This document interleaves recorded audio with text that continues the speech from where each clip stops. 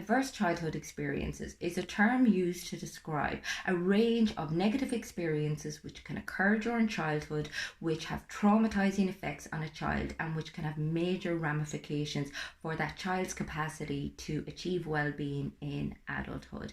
And it generally involves an environment that feels unpredictable and inconsistent, that feels unsafe and chaotic.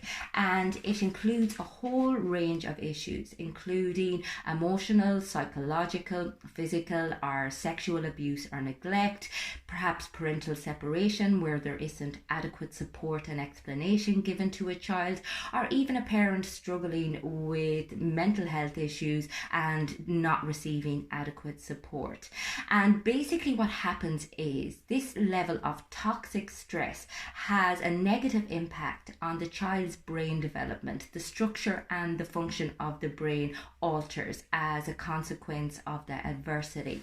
And a child is egocentric. When their world feels unsafe, when their world feels unpredictable, they assume it's because of something that they are doing. So they internalize this message about themselves that they are unlovable, that they are unworthy of having their needs met. But not only that, our minds are meaning making and we create expectations for the world around us. So when we make assumptions that the world is a very unsafe, chaotic place, then we tend to put up a protective wall against every person that we meet. And this can really have an impact on all of our social interactions. You know, when you start school, if you assume that the teacher is going to dislike you or criticize you, then you're not really going to want to engage with them. Likewise with friends. And it kind of just has this vicious domino effect on all of your relationships going forward, because if you think people are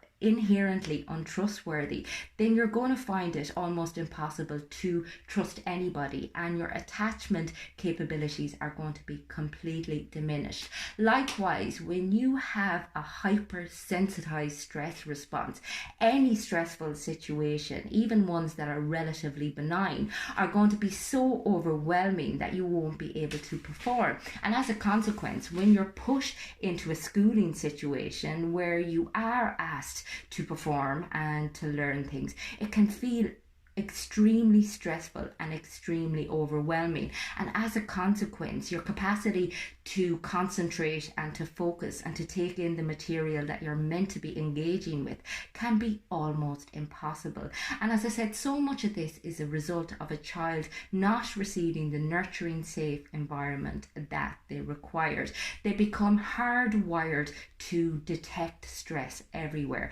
And as a result, there's always this kind of humming siren at the back of their mind looking for danger, and this can really detract on your capacity to connect with other people, to problem solve, to make wise decisions. And it also makes living in your body somewhat intolerable. And this is because the emotional stress response is an extremely physical, visceral experience. It doesn't feel particularly pleasant, and it's not meant to. It is designed to bring us into a state of high alert. However, when we have experienced adversity in childhood, the stress response becomes malfunctional. It forgets to switch off. And as a consequence, we go around the place feeling ongoingly wary and defensive and anxious. And this is exhausting. It also feels pretty intolerable. And as a consequence, we develop maladaptive ways of trying to numb out, of trying to nearly dissociate from our bodies. And we use things like food, our alcohol, our drugs, our self-harm, our pornography, our online shopping. But we also develop maladaptive ways of engaging with the world. And a lot of these things are seen as socially acceptable. Things like work addiction, exercise addiction, people pleasing, perfectionism. And again, it's all self-abandonment. It's all moving away from our true emotional experience because it's just too painful for us.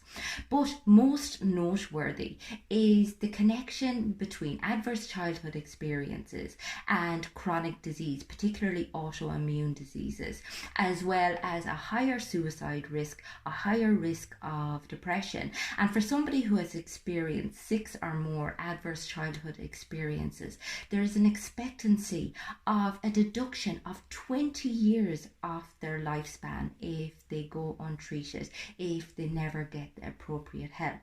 And I suppose it's recognizing that this isn't a life sentence, that you can enhance your relationship with yourself and with other people, that you can change the way in which you interpret the world. However, it's not always as straightforward as just changing how you think. And this is where things like CBT sometimes can be beneficial, but unfortunately don't necessarily complete the job, because you tend to have to come at this sort of thing from numerous approaches.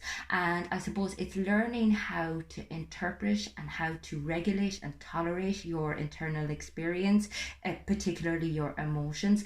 It's also learning how to build healthy relationships, because connection and touch are fundamental to our overall well-being. It's creating a greater sense of self-awareness and self-acceptance, looking at the ways in which we believe we have to engage with the world and seeing how much they are in alignment with who it is that we actually are, and trying to kind of consolidate the two. It's also finding ways to become more curious about yourself, what it is that is going to give you a sense of meaning and purpose in life, what it is that is going to make you feel fulfilled.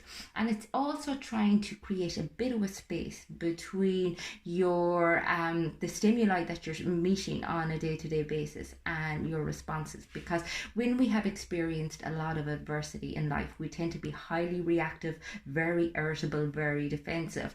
Whereas when we develop things like a contemplative practice such as meditation, when we become more self-aware, we can slow things down so that we're more responsive to the world, that we don't always feel under attack, that we don't always feel wary, and that we don't see everybody as a threat. And as I said, it's a kind of a holistic process.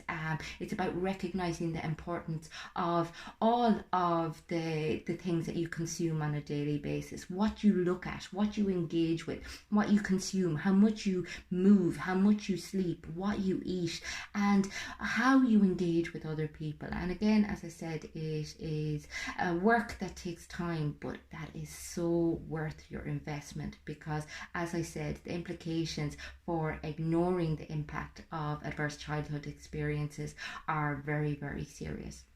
If you would like to find out more, get in touch with me on my website. It's fundamentals.ie.